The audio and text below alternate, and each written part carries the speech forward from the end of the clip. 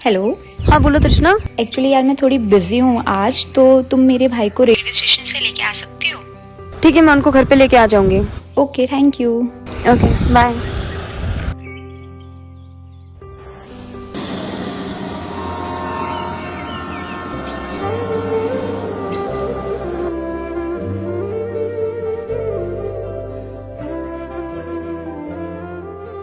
अरे तृष्णा के भैया कहाँ रह गए, दिख ही नहीं रहे। शायद वही होंगे।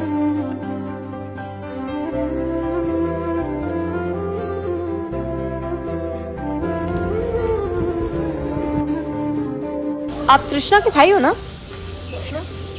हाँ, उसने मुझे लाने के लिए भेजा है। चले?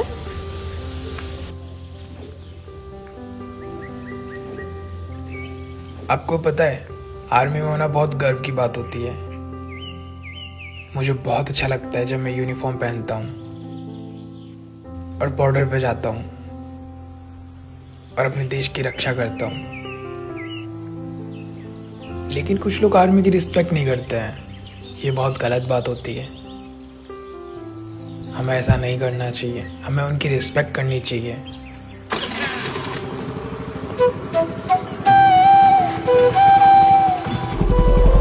कितना टाइम हो गया आपको इंडियन आर्मी में ज्वाइन किए हुए? मुझे काफी साल हो गए। तो पैसे तो बहुत मिल जाते होंगे आपको बिना कुछ मेहनत किए, क्योंकि वहाँ पे तो आप लोग सिर्फ बैठे रहते हो। सरकार आपको बैठे बैठे ही पैसे दे देती है। आप फौजी लोग तो इतना कुछ काम करते नहीं हो। शायद तुमको आर्मी वाले पसंद नहीं। हाँ, मुझे आर्मी वाले बिल्कुल भी पसंद नहीं है, क्योंकि मेरे फ्रेंड के पापा आर्मी में थे और वो शहीद भी हो गए।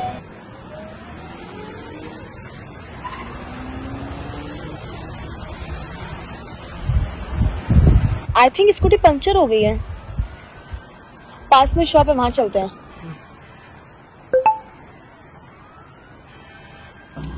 आपके बैठे देखो, स्कूटी पंक्चर हो गई है।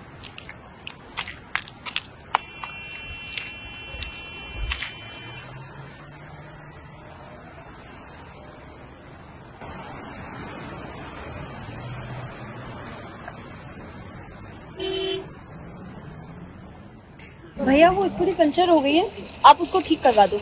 ठीक है मैडम, आधा घंटा लगेगा। ठीक है, मैं आपका वेट कर रही हूँ। ठीक है, भैया को अभी टाइम लगेगा पंचर बनाने में, जब तक हम वहाँ जाके बैठ जाते हैं। ठीक है, इसकी अकल अभी ठिकाने लगाती हूँ। इसको अपने दोस्तों के पास लेके चलती हूँ और दिखाती हूँ हमारी लाइफ स्टाइल इनसे कितनी बेटर है।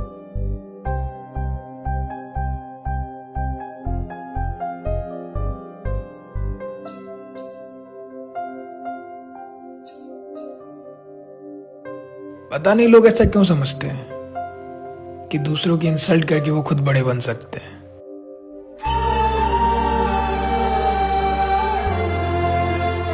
किसी को नीचा दिखाकर अपने आप को अच्छा साबित करना, ये कहाँ की समझदारी है।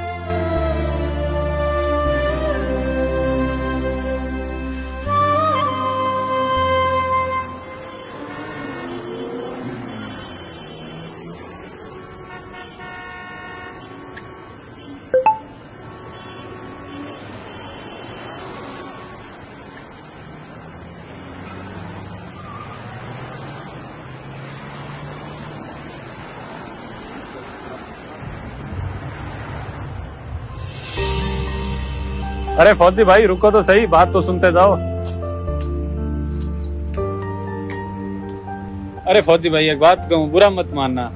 आपकी लाइफ भी क्या लाइफ है, पूरी लाइफ बॉर्डर पे गुजार देते हो। एक हमें ही देख लो, हम यहाँ कितने ऐसो आराम से जीते हैं, पूरे घूमते हैं, एंजॉय करते हैं अपनी लाइफ, महंगी दारू पीते हैं, सिगरेट पीते हैं, और आप जो अपनी पूरी लाइफ बॉर्डर पे गुजार देते हो। आपकी लाइफ भी क्या लाइफ है। हम आपको फ्री की दारू दे रहे हैं और आप मना कर रहे हो। आपको ऐसा मौका कहाँ मिलेगा बार बार, आपको तो ले लेना चाहिए ना। आपने तो अपनी जिंदगी में ऐसी दारू कभी देखी होगी नहीं। तुम लोगों को देश की फिक्र नहीं है? हम क्यों करें देश की फिक्र, हम क्यों करें देश की चिंता, हमें क्या लेना देना। आप लोगों को सरकार बैठे बैठे पैसे दे रही है, हर चीज में आपको फैसिलिटीज मिल रही है, फिर हम क्यों करें देश की चिंता। देश की रक्षा आप लोग करो ना, हम तो वैसे भी मजे करने के लिए हैं, हमें बिल्कुल भी फिक्र नहीं है देश की। आपको पता है, मेरा भाई भी आर्मी में जाना चाहता था, बड़ा भूत सवार था उसे आर्मी में जाने के लिए। फिल्में बड़ी देखता था ना वो आर्मी की। फिर मेरे पापा ने उसे समझाया कि बेटा आर्मी में कुछ नहीं रखा है, वहाँ बहुत कम सैलरी मिलती है और बदले में क्या मिलती है, मौत।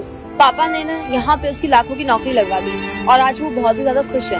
और इसी जगह आज वो बॉर्डर पे होता ना तो बहुत ही ज्यादा दुखी होता, हम सबसे दूर रहता और पता नहीं हमसे मिल पाता कि भी नहीं। सच बताओ ना, तुम फौजी में से अगर एक भी मर जाता ना, उसकी सिंपैथी सारे फौजी को मिलती है। सारे फौजी इस मौके का फायदा उठा लेते हैं। सारे सोशल मीडिया पे ना फौजी फौजी फौजी, हर जगह फौजी फौजी लगा रहता है। इसलिए ना इन सबसे दूर रहो, अपने परिवार के साथ रहो, खुश रहो। हम लोग है ना आर्मी में पैसों के लिए नहीं जाते। आर्मी में जाने के लिए ना दिल में जज्बा होना चाहिए, मेहनत होनी चाहिए। लेकिन तुम लोग ये बात कहाँ समझोगे? तुम लोगों को लगता है बस सब लोग पैसों के लिए जीतते हैं, लेकिन ऐसा नहीं है।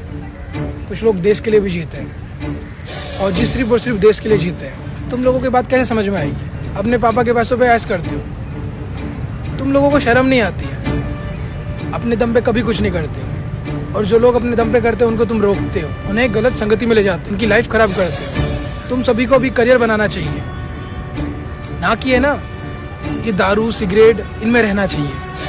अपने पढ़ाई पे फोकस करना चाहिए। पता है तुम जैसे लोग कैसे होते हैं? 15 अगस्त 26 जनवरी के दिन बस अपने घरों पर अपने कार पे झंडा लगा देते हैं और बोलते हैं कि हम देश के लिए फिक्र करते हैं, लेकिन अगले दिन वही झंडे है ना कचरों में मिलते हैं। उनकी कदर तुम लोग भूल जाते हो, बस दिखावा करते हो कि तुम एक असली देशभक्त हो, जबकि तुम देशभक्त नहीं हो। तुम लोगों को शर्म नहीं आती है? ये बोलती है कि वो लोग मर जाते हैं, वो लोग मरते नहीं हैं, वो लोग शहीद होते हैं। पता है कितनी प्रॉब्लम होती है कि जब किसी माँ का बेटा शहीद हो जाता है, वो जीते जीते मर जाती है। वो फौजी सिर्फ अपने देश के लिए मेहनत करता है, बॉर्डर पे भूखा प्यासा रहता है, लेकिन तुम लोगों को इस बात की कदर नहीं होती है, फिक्र नहीं होती है। तुम तो सोचते हो बहुत आसान है ये सब चीज़ें, घर से दूर आराम से रह सकते हैं। तुम लोगों को पता है अपने परिवार से दूर रहना कितना मुश्किल होता है? वो फिर भी बॉर्डर पे रहते हैं। वो बॉर्डर पे इसलिए रहते हैं कि तुम लोग सेफ रह सको, अपने घरों में आराम से रह सको, सुरक्षित रह सको। तुम लोगों को ये बात समझ आती नहीं है। और तुमने क्या कहा था, कोई एक फौजी शहीद होता है तो सारे फौजी उसकी सिंपैथी मिल जाती है। तुम्हें पता है उसके घर में ना कितनी दिक्कतें चलती है, उसके घर में कितनी प्रॉब्लम होती है। तुम लोग तो बस ये सोचते कि बहुत आसान है ये सब, लेकिन तुम्हें नहीं पता बहुत मुश्किल होता है अपने परिवार से दूर रहना। और कुछ लोग तो ऐसे होते हैं कि अपने घर भी लौट नहीं पाते हैं, अपने परिवार से दूर हो जाते हैं, अपने बच्चों से नहीं मिल पाते, बॉर्डर पे शहीद हो जाते हैं। लेकिन तुम बच्चे ये बात कहाँ समझ पाओगे कि देश के लिए शहीद होना कितनी गर्व की बात होती है। हम फौजी के लिए ना देश ही सब कुछ होता है।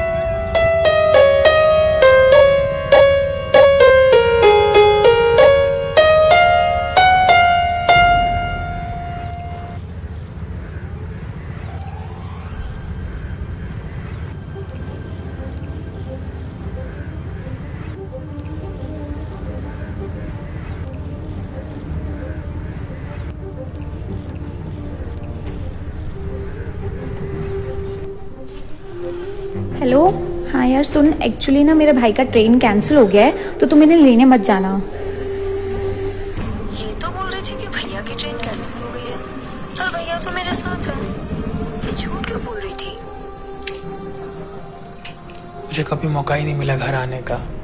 आज काफ़ी सालों के बाद मैं घर आया हूँ, मैं बहुत खुश हूँ।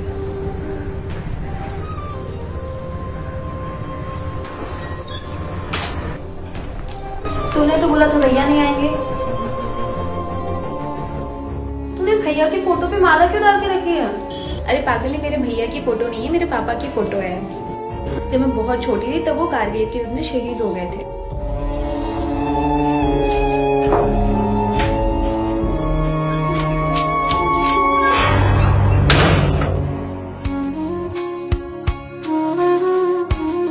जब भी कोई फौजी शहीद होता है तो उसकी फैमिली दुखी नहीं होती है, उसकी फैमिली बहुत प्राउड फील करती है,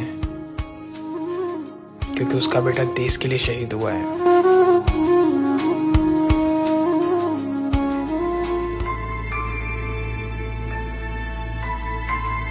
अक्सर मैं स्टेशन पे बैठा रहता था, ये सोच के कि कोई घर से आएगा और मुझे बुला के ले जाएगा, लेकिन सालों बीत गए, मुझे कोई लेने ही नहीं आया।